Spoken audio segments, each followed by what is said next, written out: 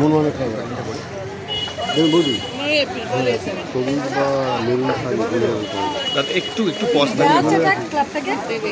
ক্লাবে না এটা আমাদের মন মানে আরে যাই হোক দেওয়া হচ্ছে কেন বলবে ব্ল্যাক কালার শাড়ি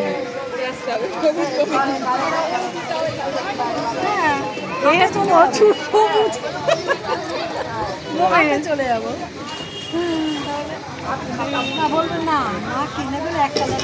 নমস্কার, আবল তাবল ফেসবুক পেজকে আমার অনেক ধন্যবাদ। আজকে আমার নিবেদন আকাশ চোর কবি রতন তনু ঘাট।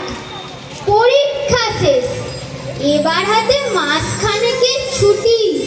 বাবা বললেন মাকে ডেকে এবার চলো উটি। আমি বললাম না না বাবা, উটি অনেক দূর, এবার চলো সেই যেখানে আকাশ সমুদ্র। কোথায় সেটি? বাবা বললেন বল না দেখি খুঁজে। আমি বললাম বলতে পারি, এক্ষুনি চোখ বুঝি। হাওড়া থেকে লোকাল ট্রেনে মেছেদা নামলাম, সেখান থেকে বাস যাচ্ছে সিঁদুরটিয়াগ্রাম। বাবা বললেন ওহো, সে তো তোর ছোট পিসির বাড়ি। আমি বললাম এই ছুটিতে সেখানে যেতে পারি। বাবা তখন মাকে ডাকলেন, ওই গো এসো শোনো, তোলার বাড়ির লম্বা ছুটির মানে নেই তো কোনো। ওরাই যাক না দু ভাই বোনে, আসুক ঘুরে টুরে, ওদের নিতে ডেকে পাঠাই টুকাই টুমকি।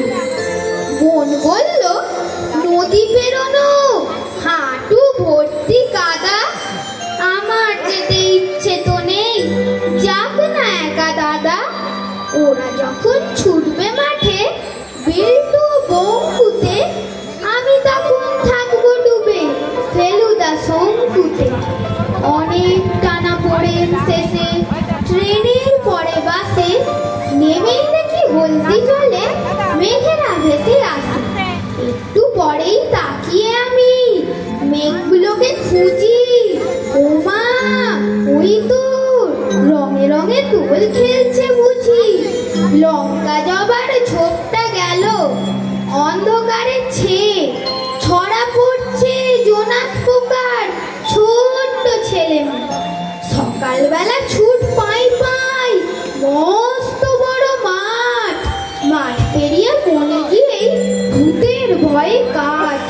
রোদ বৃষ্টি রামধনু আর জ্যোৎস্না লুটোপুটি, দেখতে দেখতে ফুরিয়ে এলো মস্ত বড় ছুটি।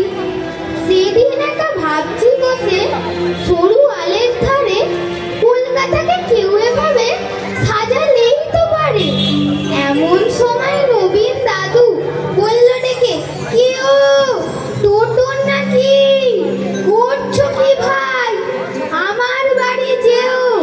আমি বললাম পরের বারে যাব সময় করে। দু এক টুকরো জ্যোৎস্না পেঁয়াজ পকেট গেছে ভরে।